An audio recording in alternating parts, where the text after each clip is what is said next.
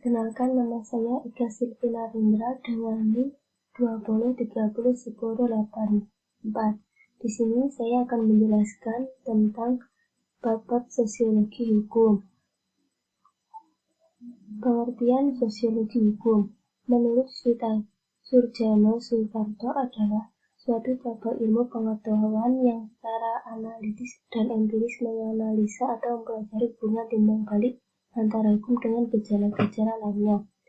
Ruang lingkup sosiologi hukum secara umum adalah hubungan antara hukum dengan gejala-gejala sosial sehingga membentuk dalam suatu lembaga sosial yang merupakan himpunan nilai-nilai, kaidah-kaidah, dan pola-pola perilakuan yang berkaisar pada kebutuhan pokok manusia yang hidup di masyarakat dan dalam lingkungan proses hukumnya bukanlah terletak pada peristiwa hukumnya.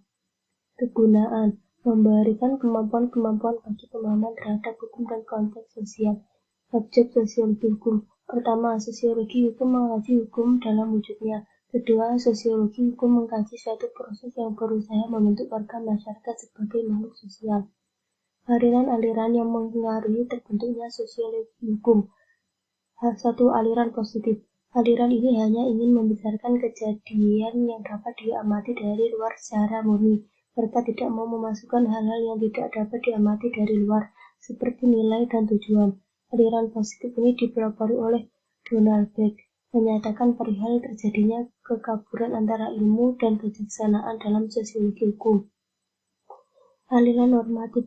Menurut aliran ini, hukum bukan merupakan fakta yang teramati, tetapi merupakan suatu institusi nilai. Hukum mengandung nilai-nilai yang bekerja untuk mengekspresikan nilai-nilai tersebut dalam masyarakat.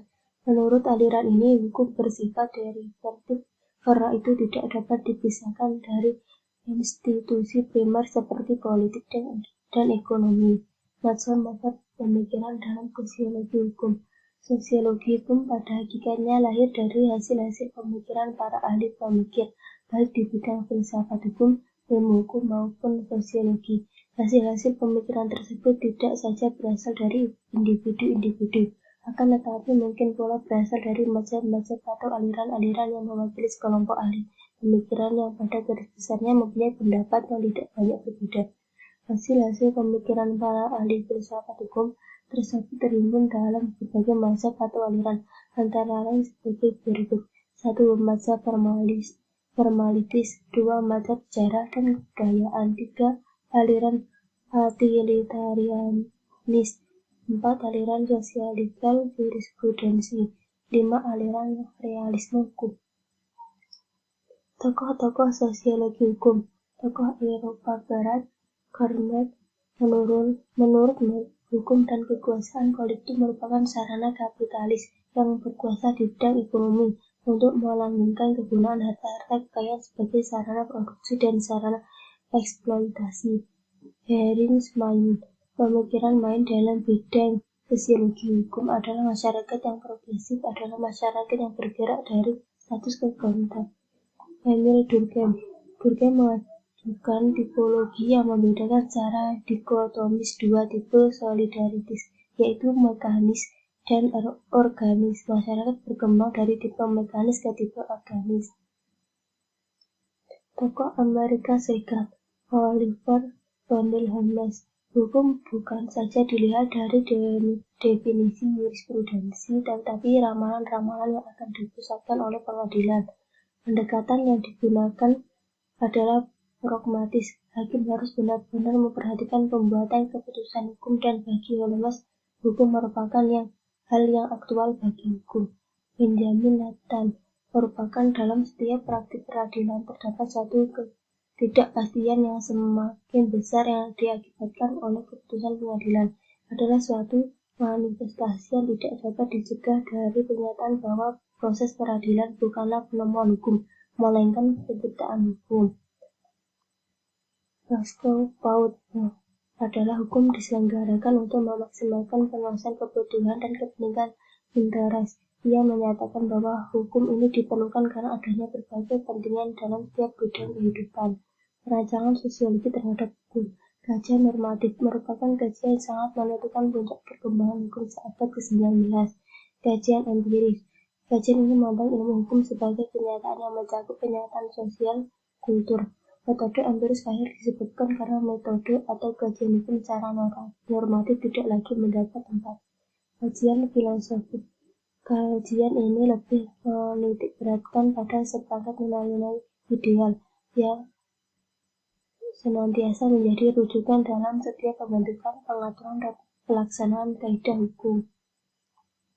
Pendekatan sosiologi terhadap hukum. Pendekatan hukum pada abad ke-19 dan awal ke-20 telah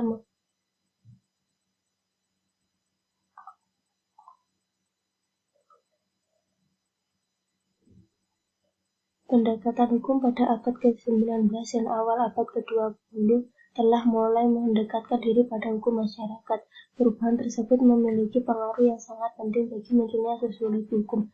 Misalnya, industrialisasi yang berkelanjutan melontarkan persoalan sosiologisnya sendiri, seperti urbanisasi dan gerakan demokrasi, juga menata kembali masyarakat sesuai prinsip kehidupan demokrasi.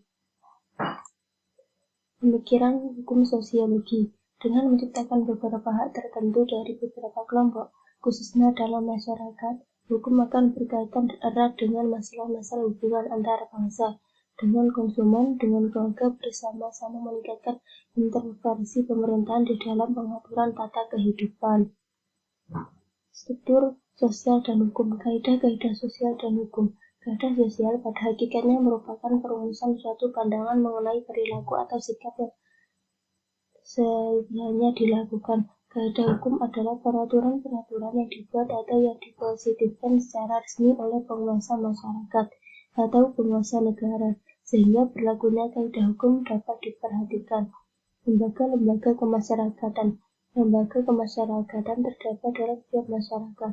Oleh karena itu, setiap masyarakat tentunya mempunyai kebutuhan-kebutuhan pokok yang apabila dikelompokkan terhimpun menjadi lembaga-lembaga masyarakatan di dalam berbagai bidang kehidupan. Kelompok sosial hukum. Manusia adalah makhluk individu yang tidak dapat melepaskan diri dari hubungan dengan manusia lain sebagai akibat dari hubungan yang terjadi di antara individu-individu manusia. Kemudian dilahirkan kelompok-kelompok sosial yang dilandasi oleh kesamaan-kesamaan kepentingan bersama. Lapisan sosial dan hukum. Terdapat golongan atas dan golongan bawah. Dijelaskan bahwa golongan atas jumlahnya lebih sedikit dibanding golongan bawah, karena golongan atas jelas-jelas memiliki kemampuan yang lebih banyak dan dianggap suatu hal yang penting dalam kehidupan masyarakat. Hukum dan perubahan sosial.